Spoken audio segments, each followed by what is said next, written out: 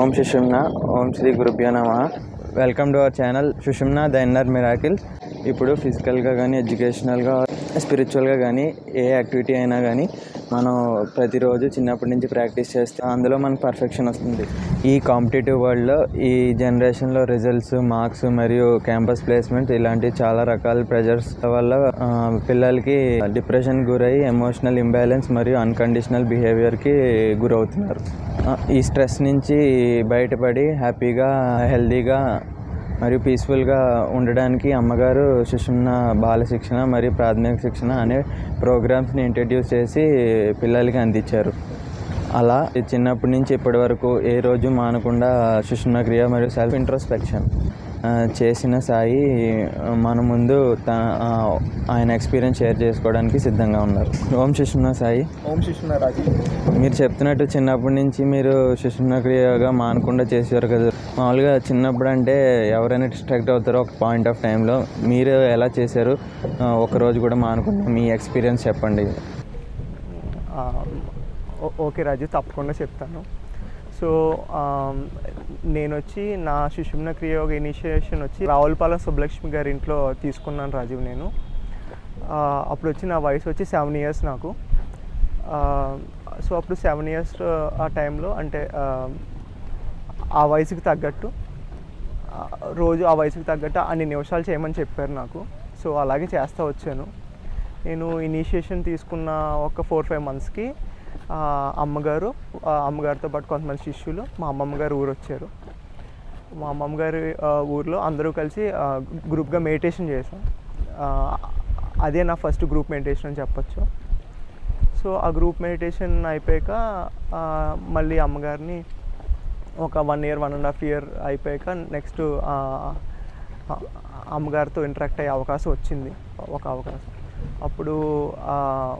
అప్పుడు ఆ సందర్భంలో నేను అమ్మగారికి ప్రామిస్ చేశాను అనమాట. అప్పుడు నేను 5th standard చదువుతున్నాను.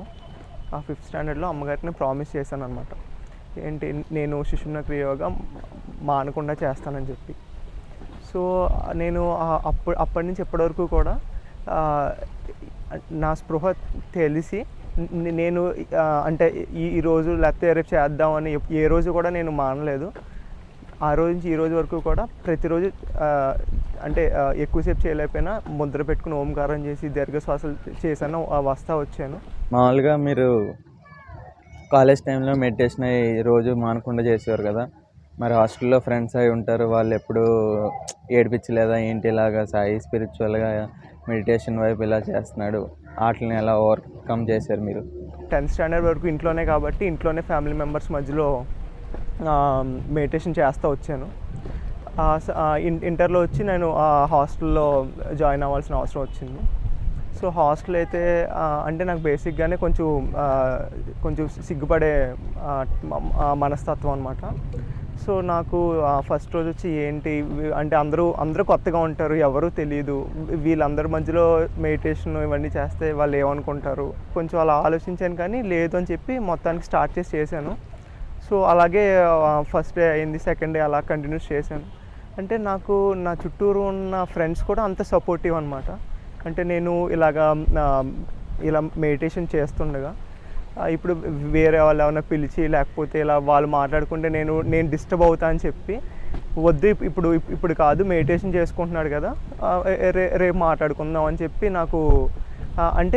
నాకు ఏ విధంగాని కూడా నేను చేసే మెడిటేషన్కి అడ్డు రాకుండా సాయం చేసేవారు ఫ్రెండ్స్.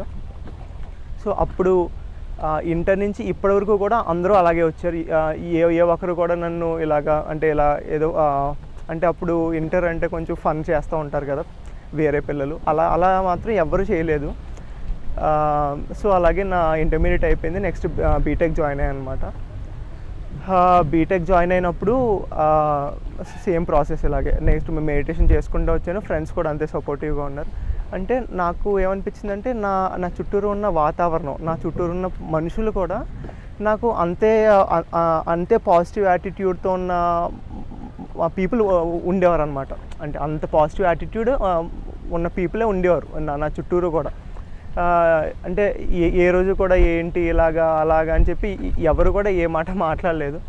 సో ఇంకొచ్చి అంటే నేను ఇంకా అలా ఉండటంతో చాలా పీస్ఫుల్ యాటిట్యూడ్తో అంటే అలా ఉండటంతో నేను చాలా పీస్ఫుల్గా మెడిటేషన్ చేస్తూ వచ్చాను అనమాట.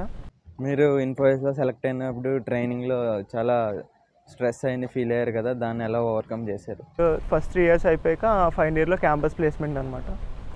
సో అప్పుడు వచ్చేసి చాలా క్యాంపస్ ప్లేస్మెంట్కి చాలా టఫ్ టైం అనమాట అది యాక్చువల్గా.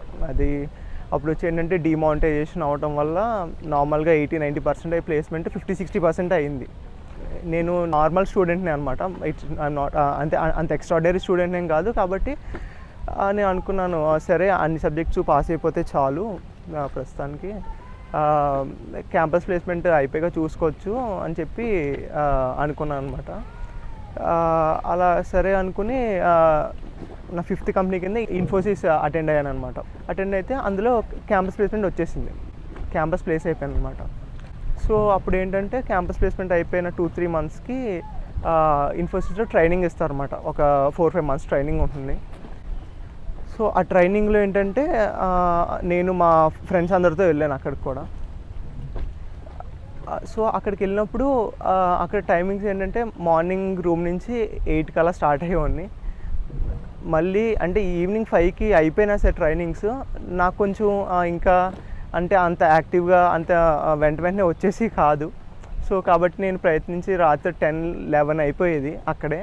రూమ్కి వచ్చేసరికి 10:30 అయిపోయేది. ఎంత లేట్ అయినా సరే మా ఫ్రెండ్స్ అందరూ ఉండేవారు అనమాట, నాకు సపోర్ట్ చేస్తా, అవి నేర్పిస్తా అలా ఉండేవారు అనమాట. అందరూ కూడా అంటే ఫుల్ సపోర్టివ్ అనమాట. అంటే అప్పుడు అర్థమైంది, అంటే నేను ఇలా మెడిటేషన్ చేస్తున్నాను కదా మామూలుగా. సో ఇలా మెడిటేషన్ చేయటానికి తగ్గట్టు ఎలా అందరూ ఉన్నారో అలాగే నా లైఫ్లో ప్రోగ్రెస్ అవడానికి కూడా అంతే పాజిటివ్ పీపుల్ ఉండేవారు అనమాట. సో ఈ ప్రాసెస్ అవుతూ ఉండేది అనమాట. 8-11 అయ్యేది. అంటే నాకు అంటే అప్పటి వరకు బీటెక్లో ఏదో ఎంజాయ్ చేస్తా ఒక 6 subjects పాస్ అయిపోయి అలాగా ఎంజాయ్ చేసే మెంటాలిటీతో ఉంటాం. ఒకేసారి అంత స్ట్రెస్ వచ్చేసరికి నాకు ఏం చేయాలో అర్థమయ్యేది కాదనమాట. మార్నింగ్ 8కి వెళ్ళి కూర్చుంటే రాత్రి ఏదో మధ్య చిన్న బ్రేక్స్ తీసుకున్నా సరే నైట్ 11 వరకు, అంటే 14-15 hours అంటే కంటిన్యూ స్ట్రెస్. దాంతోపాటు ఏంటంటే ఇప్పుడు సరే జాబ్ వచ్చింది, ట్రైనింగ్ అటెండ్ అవుతున్నాం.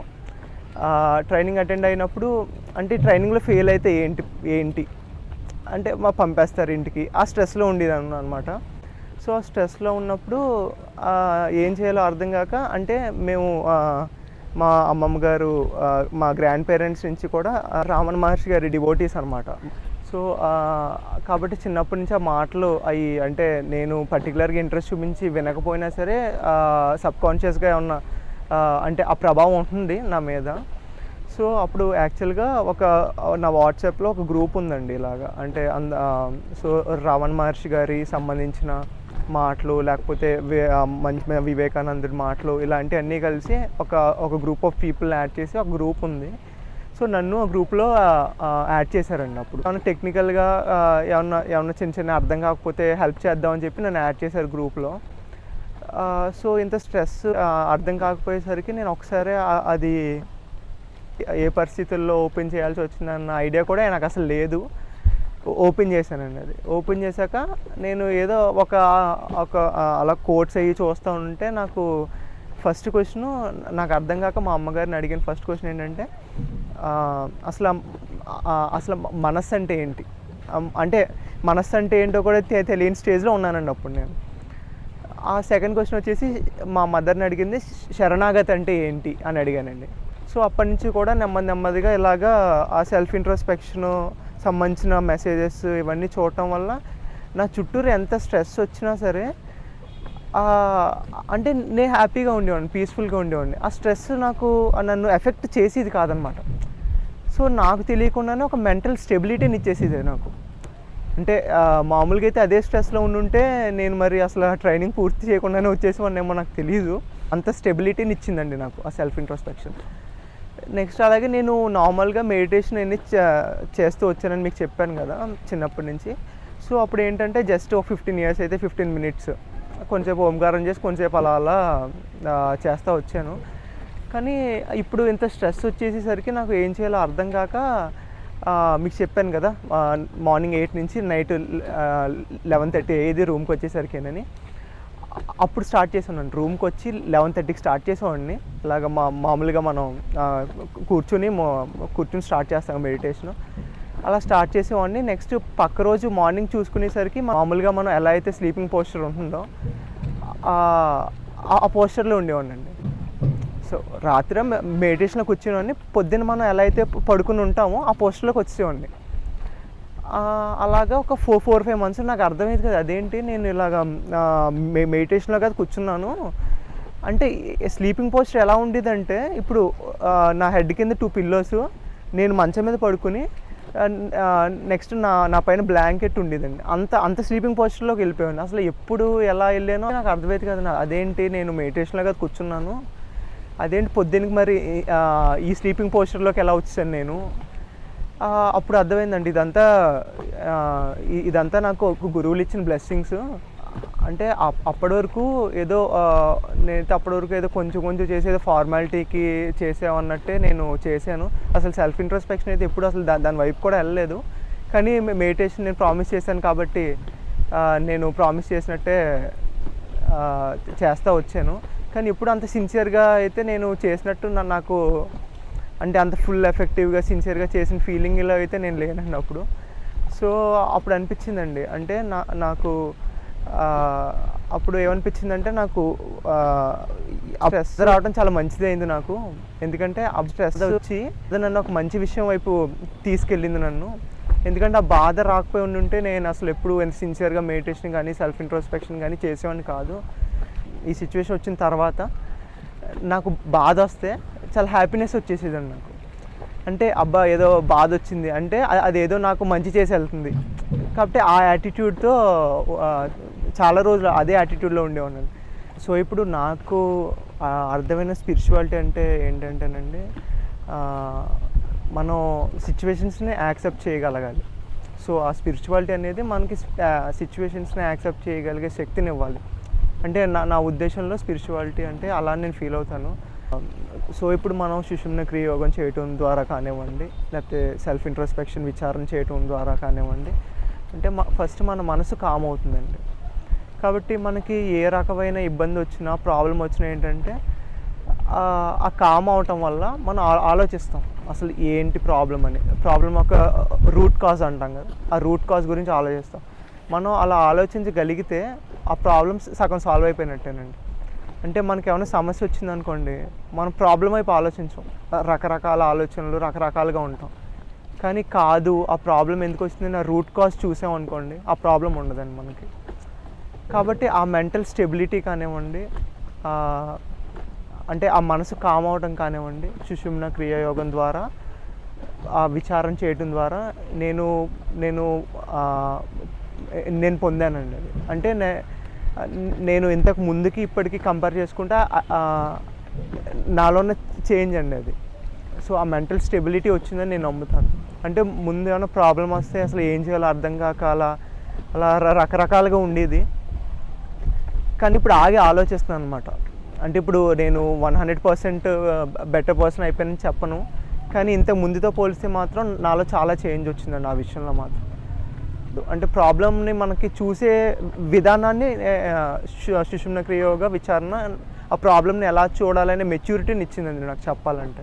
సుషుమ్నా క్రియ యోగా సాధన వల్ల ఎలాంటి స్ట్రెంగ్త్ డెవలప్ చేసుకోవడం, మళ్ళీ ఎలాంటి ప్రాబ్లం వచ్చినా దాన్ని ఈజీగా ఓవర్కమ్ చేయడం సాయి ఎక్స్పీరియన్స్తో మనం చూసాం.